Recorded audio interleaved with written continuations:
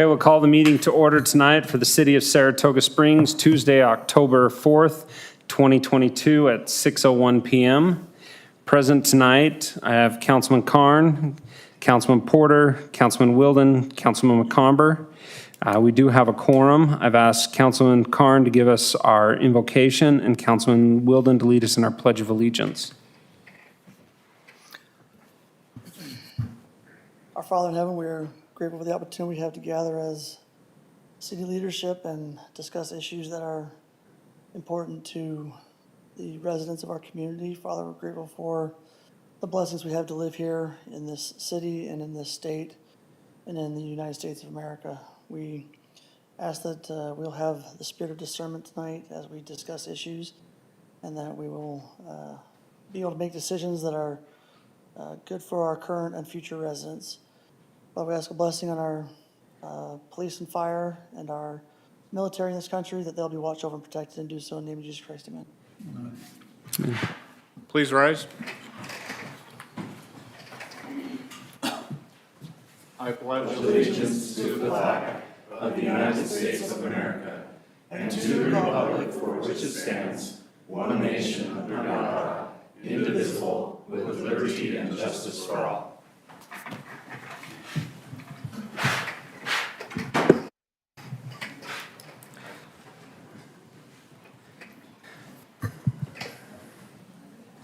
Okay, we have public input. Time has been set aside for the public to express ideas, concerns, and comments for subject matter not listed on the agenda. Please limit your comments to 3 minutes. Please avoid repetitive comments. Please be respectful in your comments. If you're here for the public hearings on the agenda tonight, the Proposition 4 Recreation Arts and Parks Sales Tax, or the bond election, or Coyote Hills right-of-way, please hold your comments for the public hearing for those items. Is anybody here for public input for other items not on the agenda? If you'd come up to the podium and state your name and address for the record.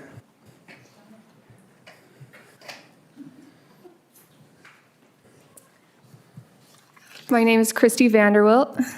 Address is 563 West Lewis Lane, Saratoga Springs. So I'm here along with people from the Talos Ridge community and some parents from the Sierra Estates community.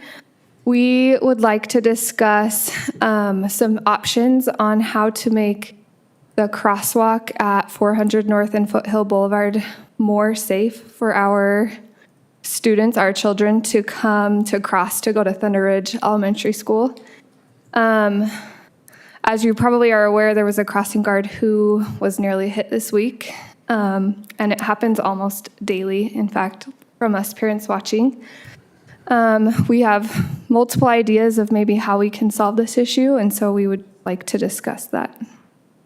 Okay.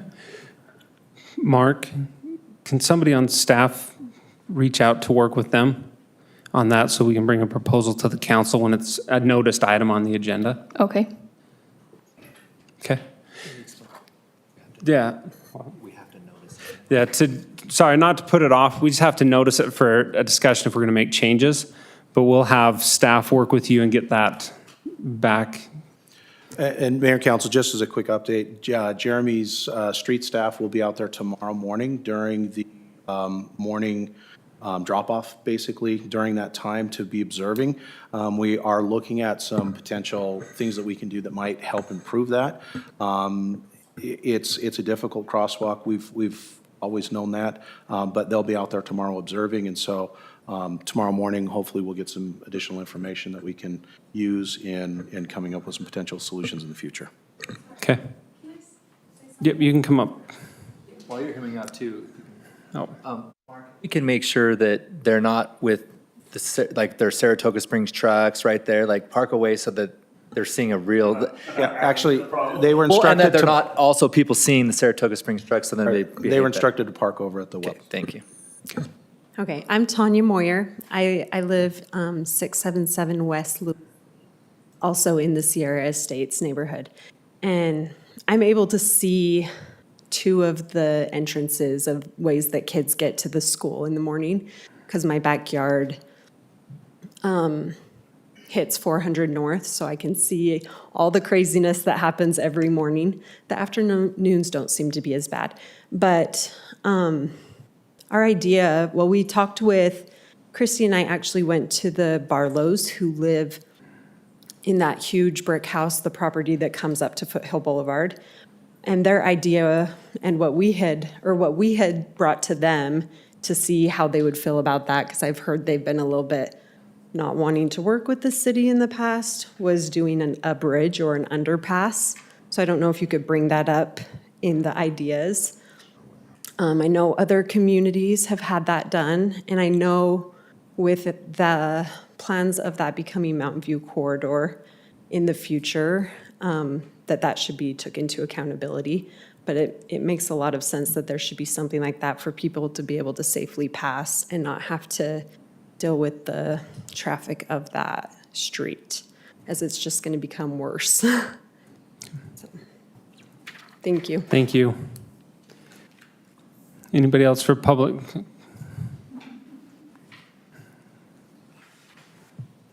Hi, I'm Lauren Smith, and I live at 1156 West Circle. My contribution is very similar to theirs. However, I am curious about a separate intersection, and I have been working with Scott Petrick. He sent me the school crossing warranty or warrant sheets, and at Talus Ridge and Foothill, so 800 and Talus Ridge, we have not had a street sign for several months. They're always missing because of the trucks. We qualify for a crossing guard through the warrant studies, but we do not have one. It is an optional thing with the city, whether you decide to place one there or not. He has the numbers for that, and he was going to try and talk to city manager and some other people to work on that, but he suggested that I come here and voice this with you guys. This is to cross Talus. Yes, so we do have the marked crossing, the white lines, and we have the signs placed, but we have 50 to 70 kids crossing that intersection every afternoon when the weather is decent. The trucks that are frequenting that road are taller than us, all of us in this room probably. On many occasions, kids will just dart right into the road, go in front of them. Pedestrians have the right of way, but you don't see that as working out so well. And they are elementary school children, and I've been told that is the main focus of the school crosswalks is elementary school children. They would be the same children, most of the same children that are crossing Foothill, with the exception of the other neighborhood that goes to those. Thank you. Thank you. Also, sorry, we used to have flags at the stop sign to help kids cross. The school says they did not put those up, and the people I've talked to with this city claims they also did not put those up. So that's kind of like a interesting thing we're trying to figure out. Do you know what I'm talking about? They were like, Yeah. yes, that's what the city told me. So I'm not sure where those came from, but they're long gone. Yeah. And that is in the safe schools route plan that the city develops with the schools. Actually, the flags create a sense of safety that don't exist. Okay. And so. What we- about a crossing guard? Is that a sense of safety that doesn't exist? Again, that's a different conversation, but thank you. Thank you, guys. Anybody else for items not on the agenda? Seeing none, I will close the public hearing, public input at this time. Thank you to the residents of Talus Ridge. I know we've expressed comments to Councilman Carn. He shared them with the council, other council members. I've had conversations with Rennie Hall and been out there to take a look. And so we appreciate your sharing information and being patient with us as we get things figured out. So we will, do you have a comment? No. Okay, perfect. We'll move on to reports. Anything from the council? I just want to thank staff for working with businesses that were breaking the sign ordinance in the city and working with the landowners and getting them mitigated as quickly as possible. I did go and see Ross is now in compliance. They put the extra 2 signs So they had 3 signs when they weren't supposed to. And then the sandwich shop, it ended up being a supplier oversized the sign. And so they're going to be shrinking it to where it's within code there in front of what's going to be Deseret Book. So I appreciate staff on that and all the other efforts that they've been doing on our behalf. So thank you. Councilman Carn? Yeah, so today, Councilman Porter and Mayor Miller and I had the opportunity, as well as some staff members, our fire chief, to attend the opening of the Timpanogos ER, which is technically or Westlake ER. It's technically in Lehigh, but it's going to service our community. It's a great addition. And then also attended a Utah Lake Authority meeting last week. We're still just going through the business of setting up the authority. So we passed our bylaws, talked about how to assign backups, kind of mundane stuff. We're still getting we're not into the meat and potatoes yet. We're not technically funded yet, so, Perfect. Okay, anything else from the council? yeah. Mark, anything from administration? He said no. He shook his Oh, head. Thanks. okay. I saw the shake. I saw the. Nope, okay. The department reports are in the public packet. There was a request to do the consent calendar, so we'll move that up. I'll entertain a motion on the consent items for tonight. I move to approve the consent items as listed on the agenda. Second. I have a first from Councilman Comber, a second from Councilman Porter. Any further discussion on the motion? Councilman Carn? Aye. Porter? Aye. Wilden? Aye. Comber? Aye. Motion passes unanimously.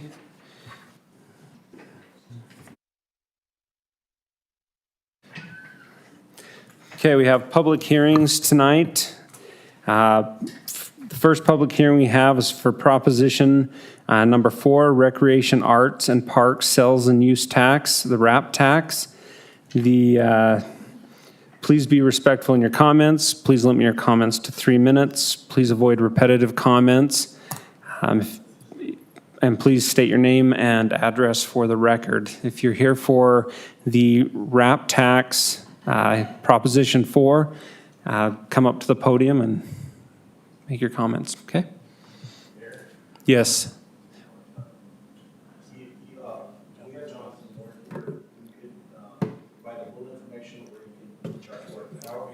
What was that? Okay. Lee, are you okay if we let Zion's Public Finance kind of explain it a little before we add your comments? Maybe. Maybe? Okay. I didn't see you hiding behind Kevin. I was hiding behind that pillar over there.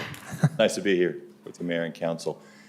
2 public hearings and meetings, separate hearings Yeah. and meetings. The purposes for this is to allow the public to voice their thoughts, whether they're supportive thoughts or opposition to both the RAP tax, the Recreation, Arts, and Parks tax, which is 0.1% sales tax added to goods here in the city, which is used exclusively for those purposes, recreation, arts, and parks.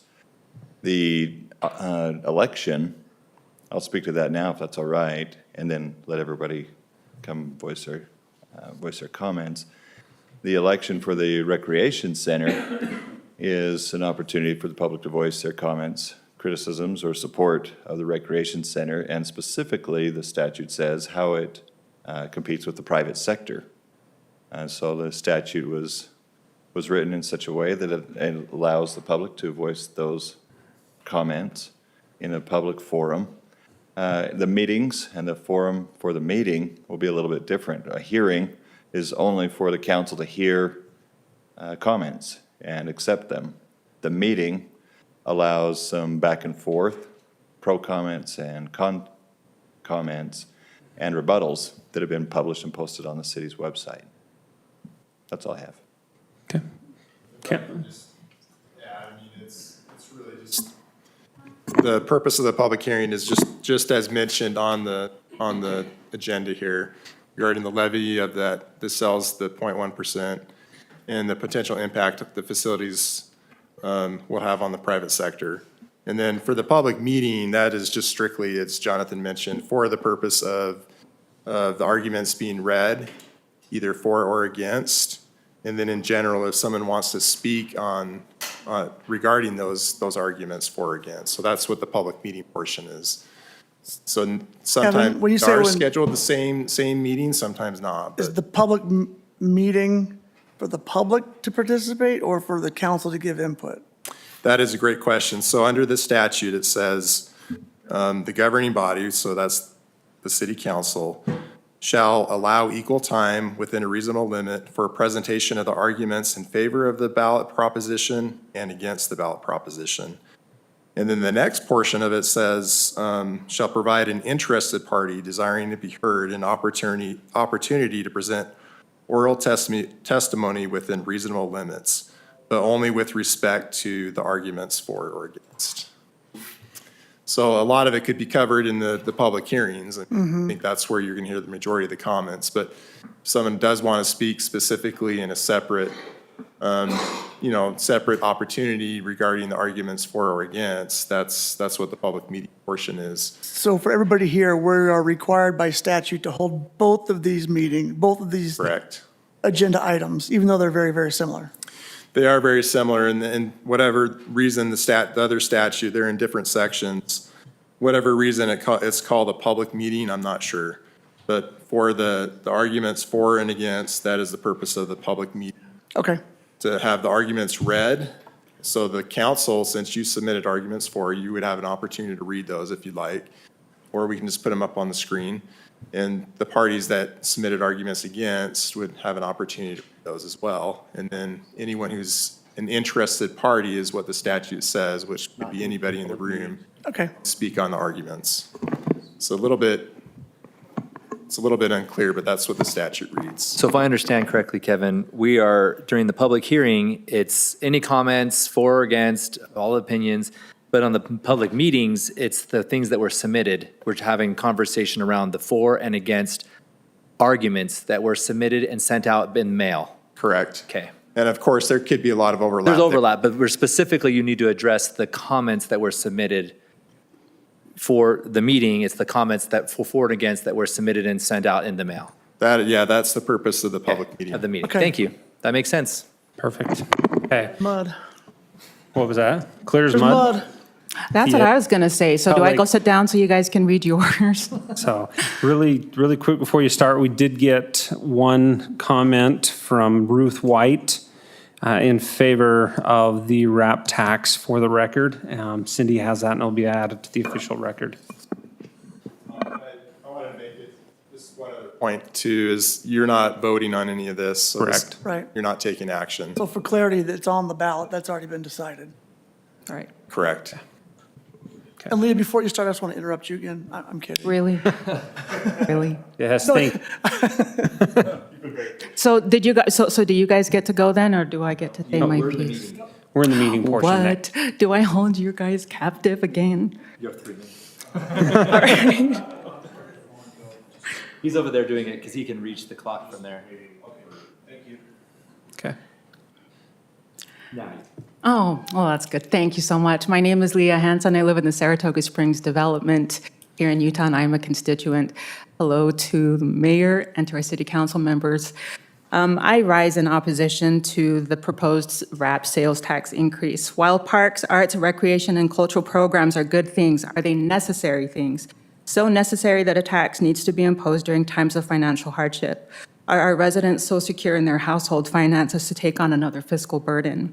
Here's the reality of our residents. Gas prices are still high, inflation is high, everything is becoming increasingly expensive from housing to school fees to property taxes, not to mention basic needs like food and clothing. Everything necessary is too high. I see that lack of concern on the faces of the people who are shopping whenever I'm at the store.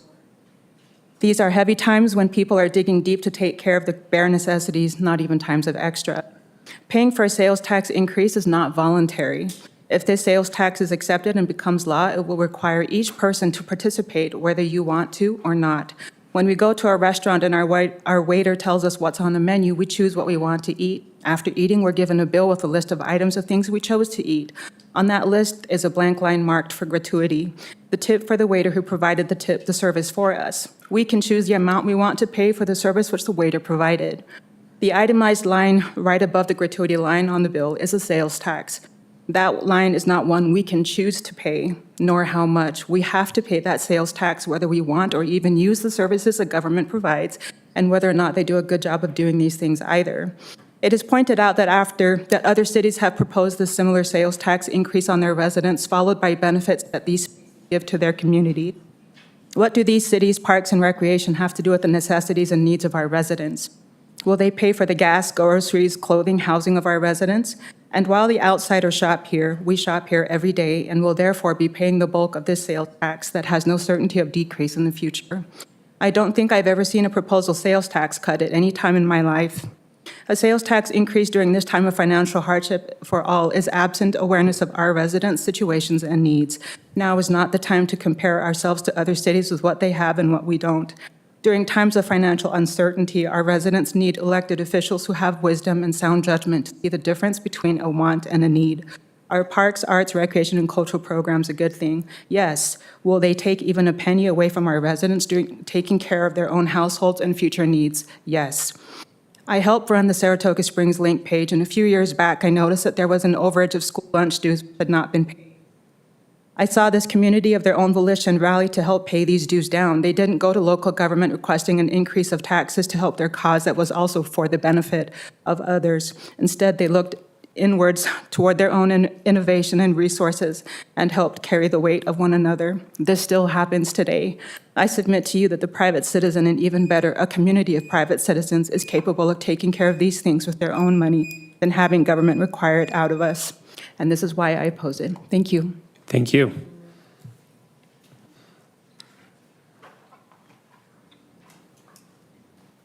Hi, Sarah Merrill, 247 North, 1000 West, Saratoga. I apologize, I'm not as well versed on this item as I should be because I actually came in for a different item, but I believe that she brings up some really good points. And I'd like to point out that we do have a new private section that is coming in. We have VASA that have a pool and have facilities that people who want those services can pay a monthly fee and go there and have it without adding a tax to people who would not be using those facilities in our recreation system. So I oppose it as well. I agree with her in the sense that it is. I mean, when you see your gas prices double and triple, and I go to the grocery store and what used to cost me $200 now costs me in excess of $600 just to feed my family. It's a hardship that you're imposing on families that they don't need at this time. And historically, government is not a good steward of our funds. I say leave it in the private sector, allow the businesses to do what they're going to do and allow them to have the facility.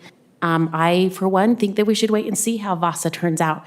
It's a huge business in their current location. With their new location, they'll be expanding their services and their facilities. So leave it in the private sector where they're in the business of making money and not taxing people who don't use their services. Thank you.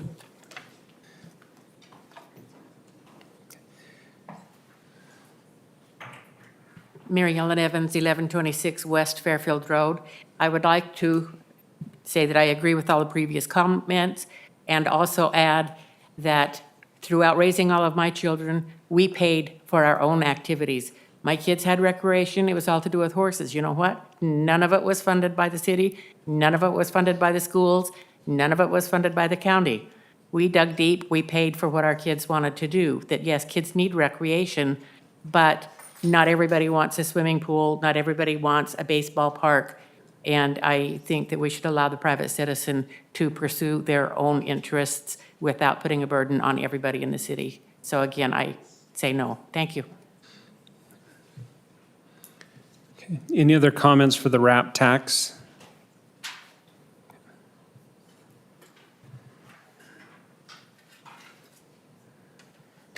Good evening. My name is Shara Young, 608 West Andrews Lane.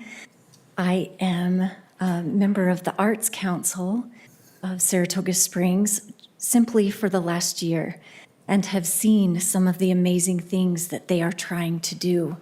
With this Arts Council and with the RAP tax, there would be plentiful opportunities for children and citizens who do not normally have these opportunities. Currently, the visual arts theater, youth theater, and the Saratoga Orchestra all come from the Arts Council. And they provide concerts and in the parks twice a year, up to 3 times per year, which provide entertainment for our families to come and things to gather. The orchestra pays a fee themselves just to be on it. And that is a burdensome when they're already giving of their time. Our orchestra director, who gives hours and hours and has spent over $1,500 of his own funds purchasing music that should be purchased by the orchestra, this RAP tax could be a huge help in growing a youth orchestra that does not now exist. We currently have a 20-year plan ahead of us, but we need to be able to grow and to fund these beautiful, successful theaters for our children. They're capped right now because there isn't enough costumes and funding. Now, currently, I help write grants to be able to get funding. The funding for the RAP tax would be another year or so out or 2, but we need the funding now. So I'm doing my best to get funding for these as well.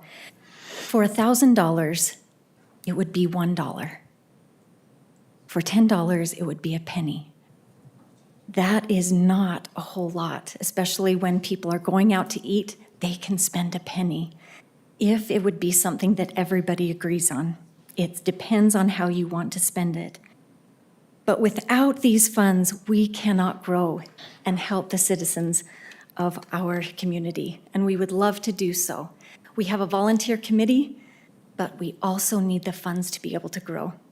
And with that, we appreciate the citizens' consideration, and thank you for your service.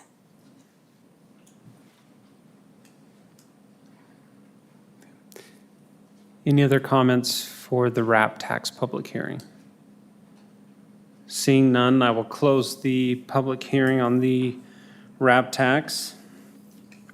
And we will proceed to the public hearing for the bond election general obligation bonds for recreational facilities.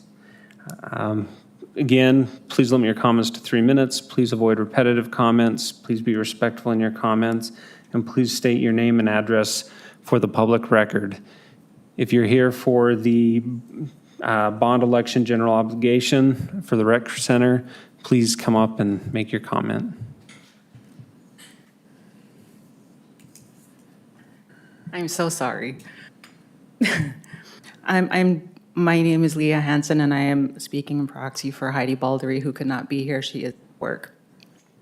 Recreation centers are fun. No one is disputing that fact. The question then is, how much can we afford as taxpayers to spend on fun, and who will ultimately benefit from a new recreation center?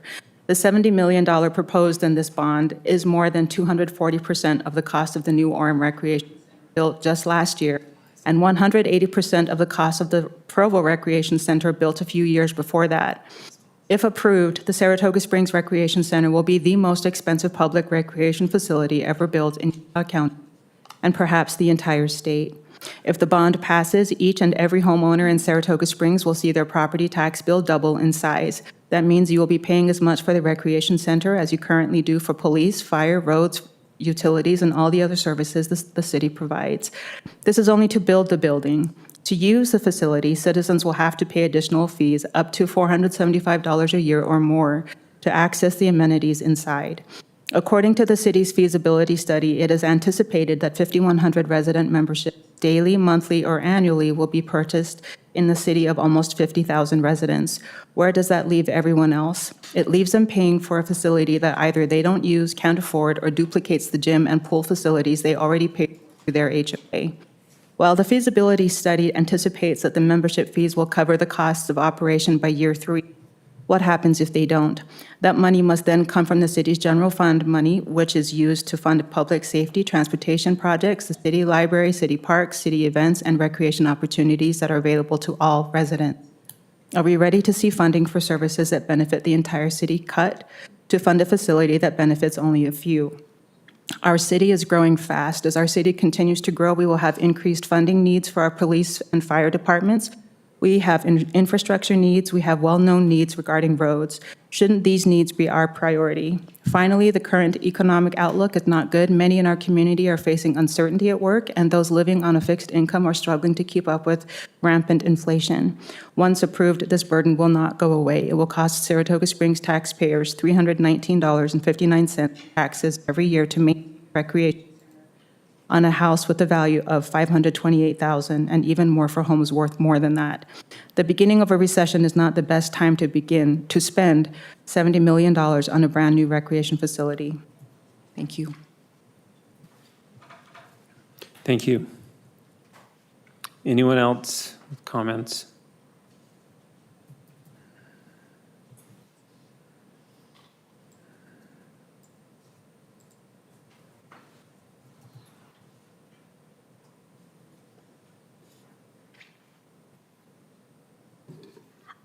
First of all, for those that don't know, what was read before by Heidi Baldery did not reach my email until today, nor did the notice of tonight's meeting in the newsletter. And I agree with what Heidi said. This is a want, not a need for the Recreation Center. The way it's proposed, it's a Rolls Royce. I'm on a Chevrolet budget. It is unlikely that my family will ever use the facility, but I will get to pay, or the people who have my property will get to pay. At the rate that is listed, I figured it for 20 years, and then it says 25. But at 25 years, I figured that I will pay over $10,000. That's a lot of money to pay for something that I probably won't use and wouldn't use all the facilities. If you invested that same money, you would get at a reasonable rate of return on bonds and stocks, you would probably be able to get $13,000 or over $13,000. I think I would rather take the $400 a year or whatever I have to pay and put it into an investment. I agree that right now is not the time to ask for more money from our citizens. Too many are hurting already. So I would encourage people who are listening or watching on TV, please vote no.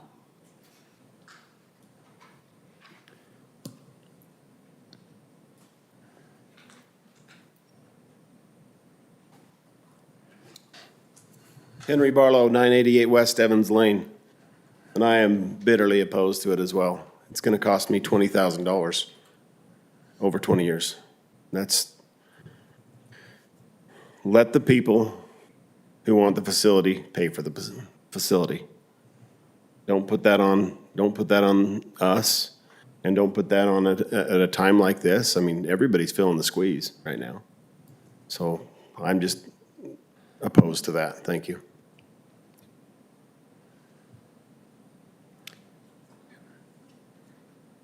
Anybody else here for the public hearing of the bond election?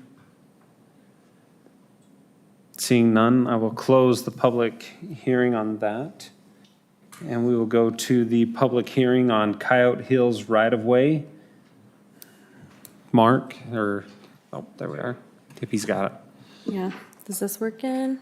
All right, good evening, Mayor and Council. Today we have an item here on a plat that has already been approved. The Coyote Hills final plat was approved last April 30th, 2021, and the preliminary plat with the public hearing was in November 19th of 2019. There was a slight oversight we've noticed as the plat has come in to be recorded. Because this plat involves a public street, it needs to be vacated before they can record over that street. So this is just a matter of, it's just a technicality. So the yellow portion at the end of Evans Lane it's the part of the street being vacated for the approved Coyote Hills subdivision. There's a formal map of the area being vacated, and I'll turn this item back over to the council. Okay. Councilman McComber? Oh. Okay, we'll do the public hearing and, okay, anybody here for the Coyote Hills right-of-way comments? Please be respectful in your comments. Please limit your comments to 3 minutes. Please avoid repetitive comments and state your name and address for the record. Mary Ellen Evans, 1126 West Fairfield Road. We just got notice of this. I wanted to just make certain that the access from Evans Lane, turning south, west of the canal, will not be affected. It's at about where the yellow starts. It's clear on this map. There is currently a road on the west edge of that canal that sometimes is our only egress and ingress because it's almost impossible to safely get from Fairfield Road make a left-hand turn onto 800 at certain times of the day, especially with large farm equipment. It just won't make it. Other times, it's almost impossible to take things like 14-foot wide pieces of implement across the new right-hand turn lane from Foothill to 400. So it's easier to make a right-hand turn off of Evans Lane onto Foothill and then a left-hand turn onto 400 North. And there are times when we have to take that kind of equipment through that area and it's getting increasingly difficult. So I just wanted to make certain that that section of road was not affected by the vacate. Thank you. Anybody else here for the Coyote Hills? Okay, I will close the public hearing. We have the public meeting portion. Oh, it is. Yes, we are. It's got an ordinance. Yes, okay. I will. That was what I was going to do, yeah. If we're taking, I just want to get some clarification on that point. Yep. The layout of the subdivision is not changing, and it doesn't touch that road. The subdivision starts just west of that turn, so. Okay, I will entertain a motion. I move that we approve ordinance 22-38 dated today, public hearing number 3 is listed on the agenda. I'll second that. I have a first from Councilman Porter, a second from Councilman McComber. Any further discussion? Findings and conditions? With all staff findings and conditions, if any. Just an ordinance. Got amended first? Amended second. Anything else? Councilman Carn? Aye. Porter? Aye. Wilden? Aye. Comber? Aye. Motion passes unanimously. We have the public meetings, Proposition 4, Recreation, Art, and Parks Use Sales Tax. Kevin? Yeah, we already, just to repeat, this is just for the sole purpose of reading the arguments for and against. If the parties that submitted those arguments want to read them, they can. And then any interested party that wants to speak directly on those arguments for and against. The city recorder's office put that up on the screen if you want to see those arguments on the screen, but. They read them during the first other part too. Yes, I think they read straight from the argument. Correct. Or, yeah, Okay. yeah, Ms. Hanson did. Any? Councilman Wilden? No, I'm not. Oh, Councilman McComber? Do we have to read the 4 statement, or can Oh, we you just give don't. it to the recorder and have them include it in the minutes? You don't have to read it. It's already been submitted and approved, and it's going to be in the, those are going to be the arguments in the pamphlet. However, the parties that submitted those can read them if they want. They don't have to. Which they did earlier, yeah. But anyone that's here can also present, or any interested party can present regarding those arguments for or against. I don't have any, I mean, we worked really hard on trying to make it as neutral as possible, the 4 arguments. We wanted to leave this to the residents to make a decision on both of these, so the council wasn't, we were trying to be as neutral as possible when we were doing the 4 statement. And so I don't need to read them again, but I would include them in our record. It sounds like it will be. But if anyone in the audience wants to talk to the arguments for and against, we need to let them, I guess. Councilman Carn, you had a comment? Not on the for and against. I think there's still misunderstanding by maybe residents in the room and the public that we are not voting to do this. This will be a ballot initiative. Yeah. So this will be voted on when you get your ballots in the mail, in October and November. It'll be up to the residents of Saratoga Springs if these pass, not us. I would just add that if they feel strongly one way or the other, they should get out and talk to their neighbors. Yes. Okay. Most of them Any left. other comments on public meeting item 1? No. Oh, Sandy?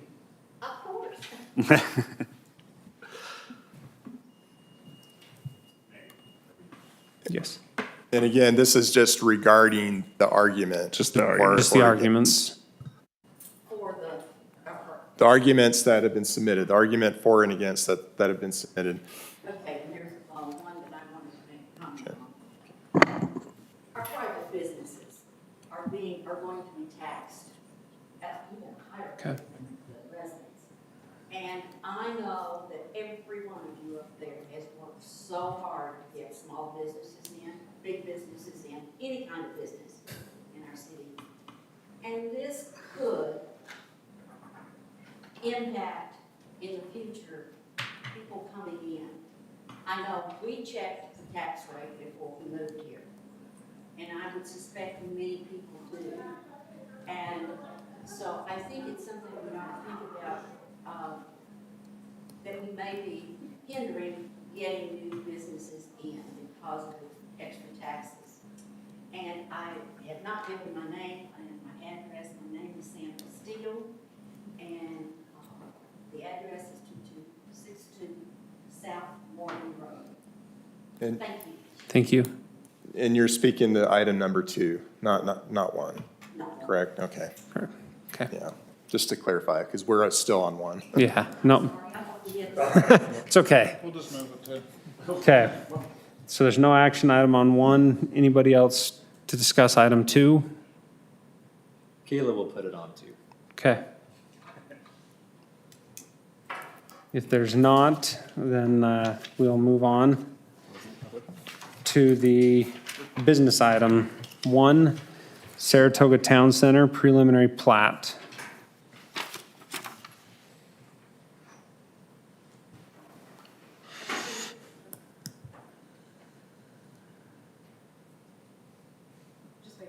Oh. Good evening again, Mayor and Council.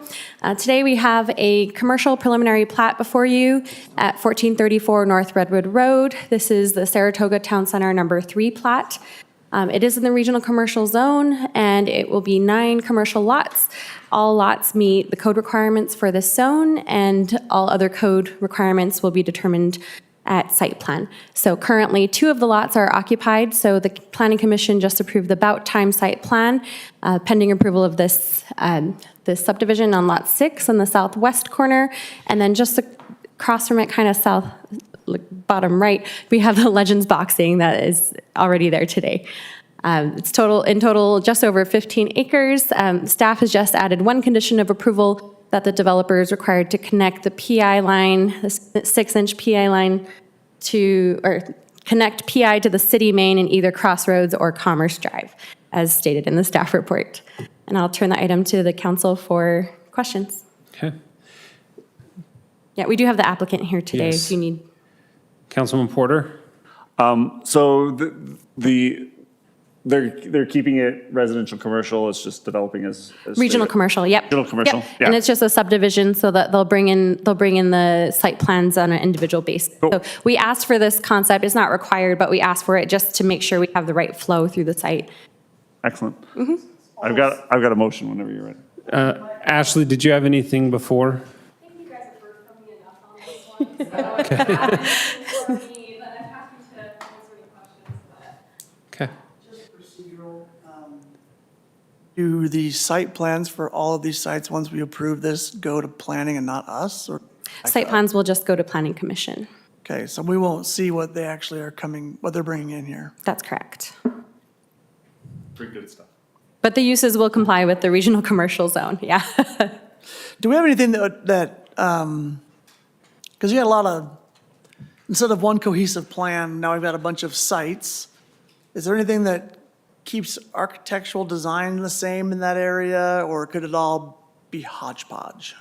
Where this is not in a community village plan development, we technically don't have that requirement in the code. But we do ask that they do that, so we'll pay attention to that and make recommendations. It's just not binding. Okay. I don't have anything. Okay. I will entertain a motion then. I move that we approve business item 1 is listed on the agenda with any staff findings and conditions. Second. I have a first from Councilman Porter, second from Councilman Carn. Any further discussion? Councilman Carn? Aye. Porter? Aye. Wilden? Aye. Motion passes unanimously.